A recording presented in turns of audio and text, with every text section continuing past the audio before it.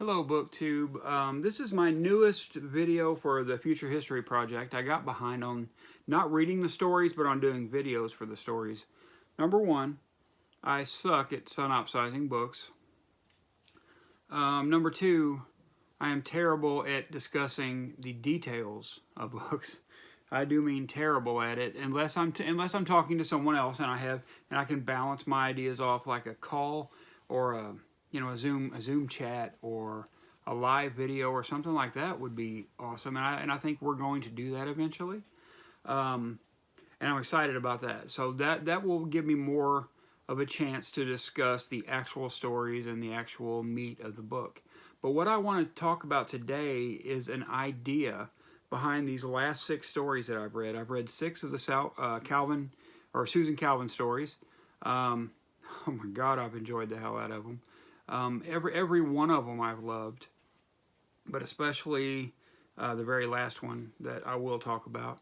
I will talk about some, but I'm not going to talk about these stories in serious detail. I'm going to discuss an idea that Asimov that I have picked up in these stories. And what I'd like to call this video, let me turn my page here. What I'd like to call this video is Adapt or Die, Don't Fight the Future. And the idea of this, part of the idea behind this is that radical ideas can help to achieve balance. I know you hear people talk about how radical people are evil.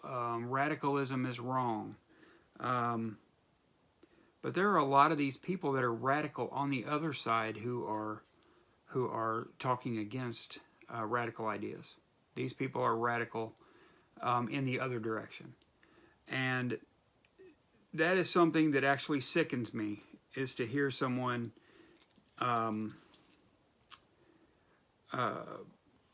crap all over radical ideas just because they think radically in the other direction.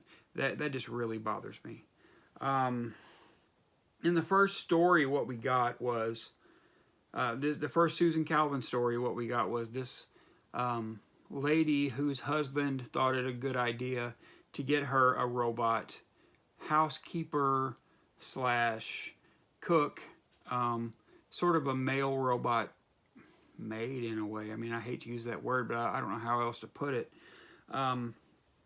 And she fights it, of course, just as every one of these stories has someone who's fighting against Susan Calvin and her corporation to stop robots from coming to Earth, stop robots from taking over, which is in itself a radical idea, and which is in itself a very illogical idea. The idea of robots taking over the Earth. These robots are built with fail-safes. Sometimes they do fail, as we see in some of these stories. But a lot of these stories, one of the main ideas is, how can we fix this? One group of people will say, well, robots should never have existed, so let's just destroy them all.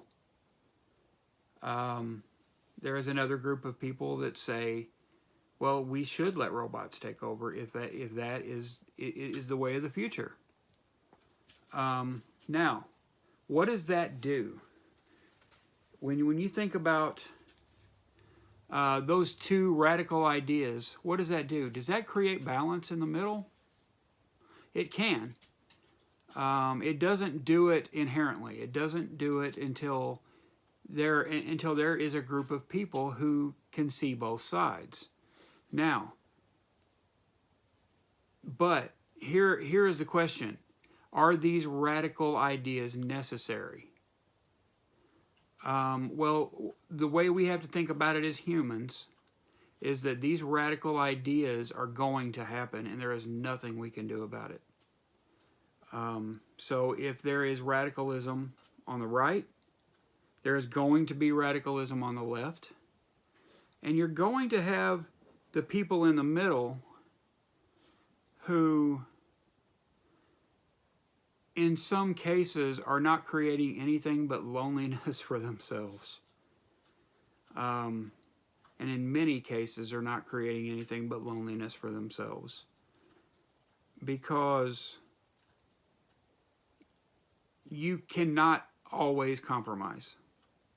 And that is something that we are seeing in these stories of Isaac Asimov. There is a story here where, let me see the name of this story. I'm on it here. I have to turn all the pages. It's called Risk. And it's about a man who is 100% against robots. But there is going to be a hyperspace experiment where they send animals into space. They've been doing this, and the animals have been coming back catatonic. So they are afraid to send out. They're afraid to send out people, of course, because nothing has worked so far. They sent out a chimpanzee that came back, and they said it was disturbing the way the chimpanzee was. It was completely catatonic, alive but completely catatonic. So the man was like, well, why don't we just send a robot? Susan Calvin fights completely against this. And this man thinks it's because Susan Calvin is more partial to robots than people, which is absolutely true in these stories. She is. But that's okay, because she is powerful. And even though she is damn nearly by herself in these stories, she is powerful. And so having this power, she is able to balance that side of it. So the radicalism of let's destroy all robots is balanced as well. And then maybe somewhere in the future we can meet in the middle and make something happen. But it takes work. This is not something that can happen overnight. But again, like I said,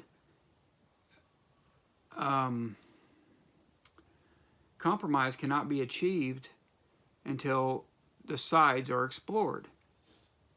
Right? You get people who say people who are politically on the right who will only read books about the political right. You see books that are politically on the left who will only read books about the political left. And while that will give you a great education on one side or the other, it doesn't let you know why the other side thinks the way they do. Sometimes, though, one side is just inherently wrong. That is just the way it is. There are a lot of people who do not believe this. There are a lot of people who believe compromise is the only way. Compromise can only be achieved when both sides are explored. And like I've heard Steve Donahue talk about on his channel a lot, you should always read both sides. You should always read if you'll listen to Steve Donahue talk, Donald Trump is horrible. But Steve Donahue has read every damn book on Donald Trump that there is. But there are people on the other side who are Donald Trump fans who have read every book about the left and the left-leaning presidents that there are. And these are the people who are truly informed, and these are the people that are going to help us forward. But when I look at this story, I'm kind of talking through this as I go with this video, but there are people in this story who,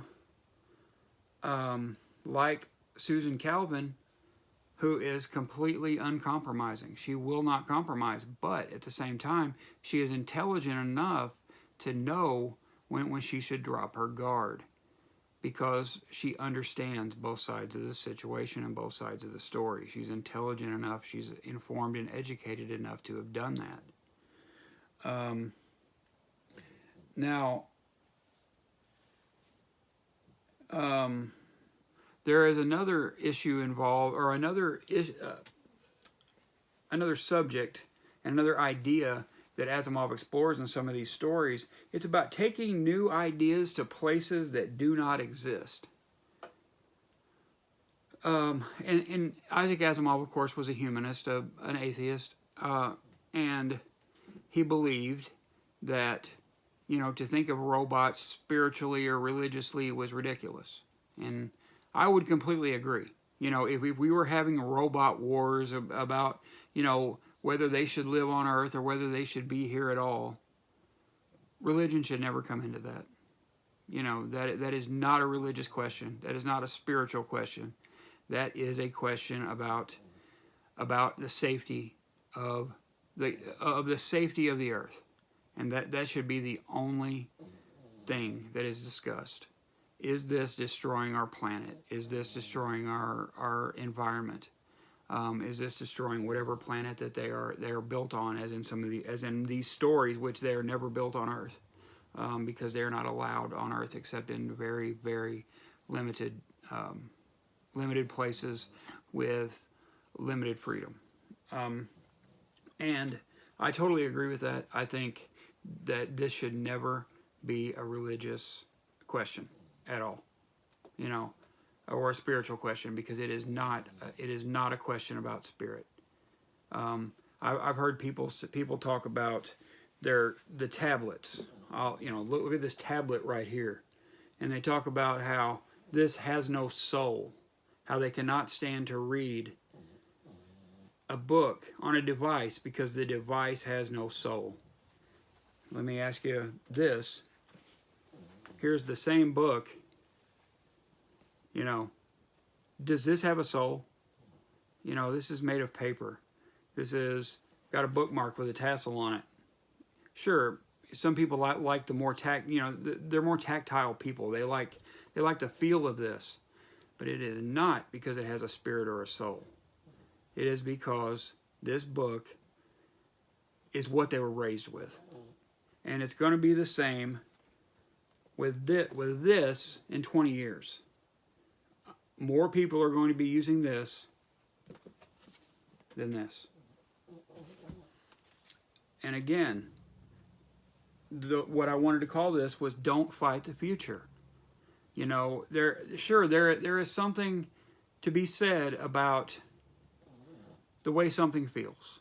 Okay, if it puts you in, I don't know, let's just use the books for example. If it puts you in more of a mood to read, then by all means keep buying your books, keep them stocked in your house, just like I do. But don't fight. Don't fight. What this is, right? There's nothing wrong with this. This is not a religious argument. This is not a spiritual argument. This is a piece of material. This is made out of things that are man-made. It's made out of things that are taken from the earth, which sometimes that's not great. I agree. But we're fighting against things a lot of times for the wrong reasons.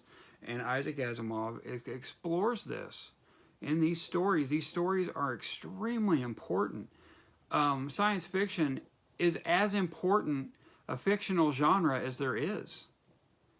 It explores things, it explores things in a fictional way, sure, but it explores things in a way that is imaginative. It explores things with a scientist's mind, right?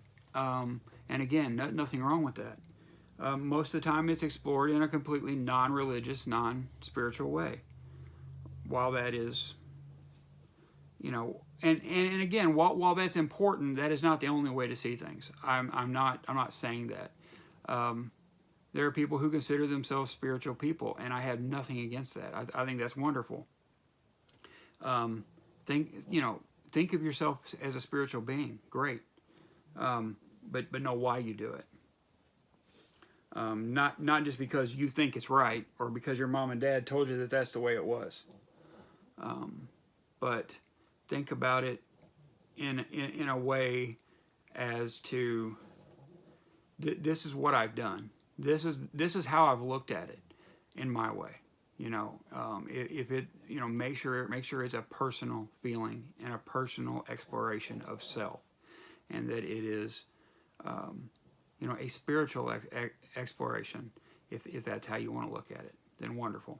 But you are not right at the exclusion of everyone else. I'm not right at the exclusion of anyone else or of everyone else. But there are some things that are inherently true and some things that are inherently false. Just explore which is which for yourself. But again, you have radicalism on both sides, and that can help create a balance. Don't fight the future. Don't fight when something new comes in unless you really truly believe with your mind and in your heart that it is wrong. Right? Some things are wrong. Some things are right. Some are inherently wrong. Some are only wrong by opinion. And while I may seem like I'm talking in circles, I'm really not. Many opinions are viable, but not all. Many are. Black and white creates gray. You cannot have gray. You cannot have the middle. You can't have the compromise unless both sides exist.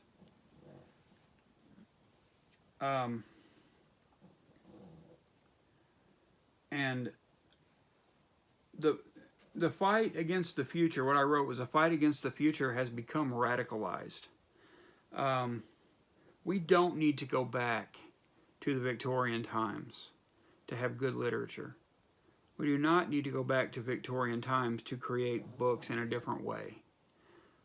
Things were not better then. This is a wonderful time to be alive in most ways. The technology right now is wonderful, and it is interesting to watch. And Isaac Asimov thought technology was great. You know, you should, if you haven't listened to any Isaac Asimov interviews, you should go listen to Isaac Asimov interviews. What an beautifully intelligent human being he was. And while he thought a lot of himself, I think a lot of him too. And I think he was a very, very important human being, and more important than he's given credit for. Just like the science fiction genre is way more important than it's given credit for. I don't believe that all science fiction is important literature, but I think there's a place for all of it. You know, give it a chance if you're interested at all. If what I'm saying is and is probably not, because I don't speak well, but if what I'm saying is helping you to think, you know, maybe I should explore this, or maybe I should try Isaac Asimov and give it a shot. Tell me what you think, and think of it in a way that is beyond just the surface. You know, think of it in a way that is just beyond the surface story that is being told. It's taken me a little while to get here, but I'm here, and I'm not going to look back. Isaac Asimov is an important writer. He came up with some really important ideas, put them in his books. Maybe I'm reading more. I'm sure I am reading more into this than a lot of it. I don't think everything I'm reading into this was meant to be as I'm speaking of it, but I do believe that it is still important to our time, and so I implore you to go look at this. You know, and there's also the idea that compromise is the only way to go about things. That civilized actions are the only way to go about things. When I say, or civil actions, not civilized. Civil actions are the only way to go about things. To always be nice. While I believe that most of the time this is true, I also believe that there is a time when you have to rise up and you have to fight for what you truly, truly believe as a human being. I think it's it's important to know when to fight and when to stand down. It's important to know when the right time is to do one of these. And Asimov's stories have really brought this home to me. This is something I've always believed, or I have believed for many, many years. Civility is not always warranted, just like violence is not always warranted. There is a black and white that can create the spot in the middle, the gray. You know, it does exist. Do I believe in good and evil? I don't know. That's for another day. But and I probably won't discuss it here. But this is just something I wanted to discuss, and I hope it doesn't turn a bunch of you off to the way I am. Or I mean, I try to be a nice person,